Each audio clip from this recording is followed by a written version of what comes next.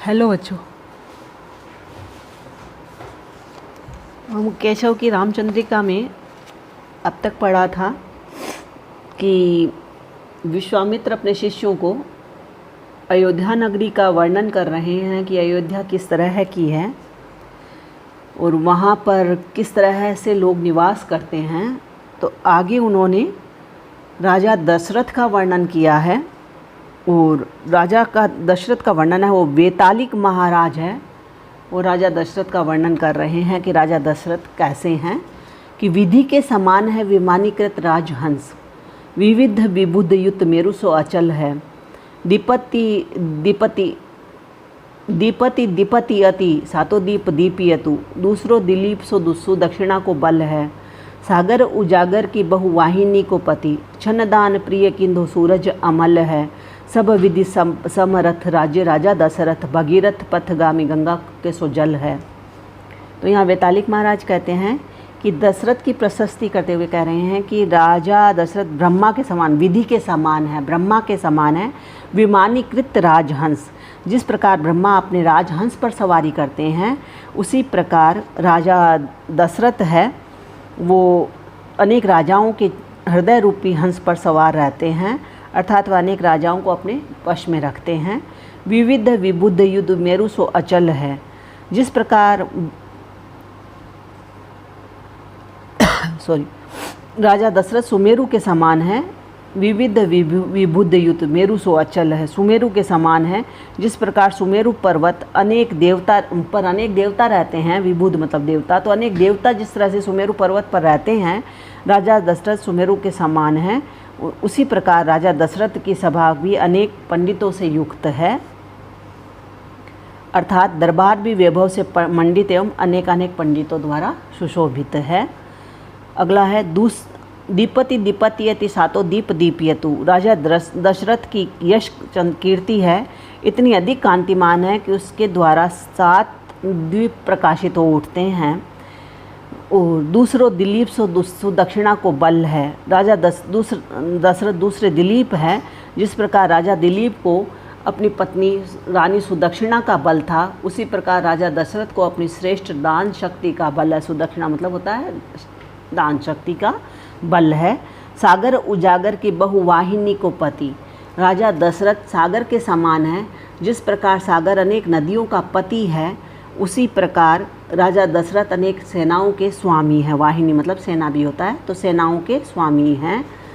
अगला आगे है छन्न दान प्रिय किंदो सूरज अमल है। राजा दशरथ निर्मल सूर्य के समान हैं।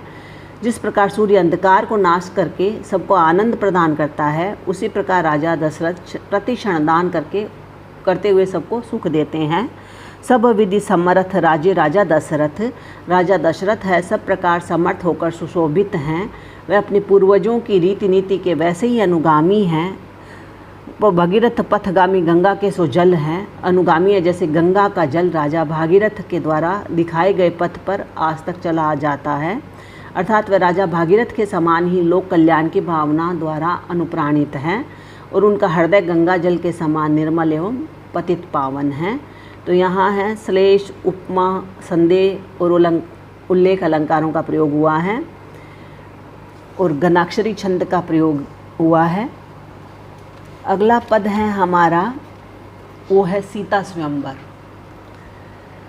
अब सीता के स्वयंवर में कौन कौन आए हैं और कहाँ कहाँ के राजा लोग आकर के या कहाँ कहाँ के अधिपति आकर के वहाँ पर बैठे हैं, उस सीता के स्वयंवर का वर्णन कर रहे हैं केशव कि पावक पवन मणि पनग पतंग पित्र जेते ज्योतिवंत जग ज्योतिषिन गाए हैं, असुर प्रसिद्ध सिद्ध तीर्थ सहित सिंधु केशव चराचर जे वेदन बताए हैं, अजर अमर अज अंगी ओ अनंगी सब बरणी सुनावे ऐसे कौन गुण पाए हैं, सीता के स्वयंवर को रूप अवलोकी बेको भूपन को रूप धरी विश्व रूप आए हैं। सीता के स्वयंवर को देखने के लिए मानो राजा का रूप धर करके विश्व के स्वामी ही वहाँ पर आए हैं। तो यहाँ पर केशव कह रहे हैं कि सीता के स्वयंवर में संसार के समस्त प्राणी और वस्तुएं मानो राजाओं का रूप लेकर के उपस्थित हुए हैं। कौन कौन है उसमें कि पावक ज्योतिषियों ने जो बताए, जितने भी प्रकाशमान पदार्थ ज्योतिषियों ने बताए उनका उल्लेख किया है। जिनमें है पावक पवन, अग्नि, हवा, मणि पनग, मणि वाले सर्प, मणिधारी सर्प यानी शेषनाग, पतंग पित्र और वासुकी आदि, पतंग पतंग पन्नग पतंग पित्र, तो शेषनाग और वासुकी आदि सांप, पन्ना, मणि मतलब पन्ना इत्यादि मणि, सूर्य, पन्नग मतलब सूर्य, पतंग यानी चंद्रमा, तारे इत्यादि ज्योतिपुंज, पितृलोक में विद्यमान अन्य प्रकाश पुंज, जेते ज्योतिवंत जग ज्योतिषिन गाये हैं, ये सभी मानो राजाओं का रूप धारण करके वहाँ पर विराजमान हैं। तो ज्योतिषियों ने जितने भी प्रकाशमान पदार्थों का उल्लेख किया है, चाहे वो अग्नि हो, हवा हो, मणियाँ हो, मणिधारी सर्प हो और पतंगे हो या फिर पितृलोक में निवास करने वाले लोग हों, जितने भी ज्योतिषियों ने गुणगान किया है संसार में, वो सारे ही वहाँ पर आए हैं। असुर प्रसिद्ध सिद्ध तीर्थ सहित सिंधु, ये और यहाँ पर राक्षस, असुर मतलब राक्षस, प्रसिद्ध सिद्धगण, तीर्थ सहित सिंधु, समस्त तीर्थ स्थलों के साथ समुद्र, केशव चराचर जे वेदन बताए हैं। और केशवदास जी कहते हैं, और सृष्टि के सभी जड़ चेतन पदार्थ एवं प्राणी जिनका वेदों में उल्लेख हुआ है, वे सब उस राजसभा में शोभा पा रहे हैं। अजर अमर अज अंगी और अनंगी सब, और कौन कौन है? अजर जो देवगण है, अजर अमर है, अजन्मी हैं, अजर अमर अमर हैं, और अज हैं जो अजन्मी हैं, अंगी हैं शरीरधारी हैं, अनंगी हैं जो अशरीरी हैं, वो सब आत्माएं शरीरधारी सारी ही जो ही वो अशरीरी आदि सब वहाँ पर आए हैं। बरनी सुनावे ऐसे कौन गुण पाए हैं, तो इन ऐसा लगता है कि मानो जिनके गुणों का कोई वर्णन भी नहीं कर पाता है, ऐसे वहाँ पर सारे लोग आए हुए हैं। सीता के स्वयंवर को रूप अवलोकी बेको, तो ऐसा लगता है कि मानो सीता के स्वयंवर को देखने के लिए विश्व के सभी रूपवान प्राणी और पदार्थ राजाओं का रूप धारण करके सीता के स्वयंवर को रूप अवलोकी को, सीता के स्वयंवर के रूप सौंदर्य को देखने के लिए भूपन को रूपधरी विश्व रूप आए हैं। और सभी तरह के पदार्थों का संगम वहाँ पर तो सभी है, वहाँ पर सीता के स्वयंवर में तीनों लोकों का सौंदर्य एकत्र हो गया है। और सभी यहाँ जितने भी ये संसार में बताए गए हैं ज्योतिपुंज, वो सारे ही सीता के स्वयंवर की सुंदरता को देखने के लिए मानो राजा का रूप धारण करके ही वहाँ पर आए हैं। तो यहाँ पर अनुप्रास, उत्प्रेक्षा एवं अतिशोक्ति अलंकार है। अब यहाँ पर कवि केशव कह रहे हैं कि जब सीता के स्वयंवर में कोई भी राजा है, इतने सारे जितने ज्योतिवान आए थे राजा को रूप धारण करके, तो सारे ही राजा जब वहाँ पर शिव के धनुष पर प्रत्यंचा नहीं चढ़ा पाए, तो सीता के स्वयंवर में एक शोक फैल गया कि अब क्या होगा, सीता का विवाह होगा भी कि नहीं। और अजीब सी एक स्थिति हो गई थी शंका वाली। तो उसी का ही वर्णन यहाँ पर केशव कर रहे हैं कि सातहु दीपन के अवनी पतिहारी रहे जिये में जब जाने, 20 बिसे व्रत भंग भयो सुख ओ हो अब केशव को अब दे केशव को धनु ताने, शोक की आग लगी परिपूर्ण आई गए घनश्याम बिहाने, जानकी के जनकादिक के सब फूली उठे तरु पुण्य पुराने।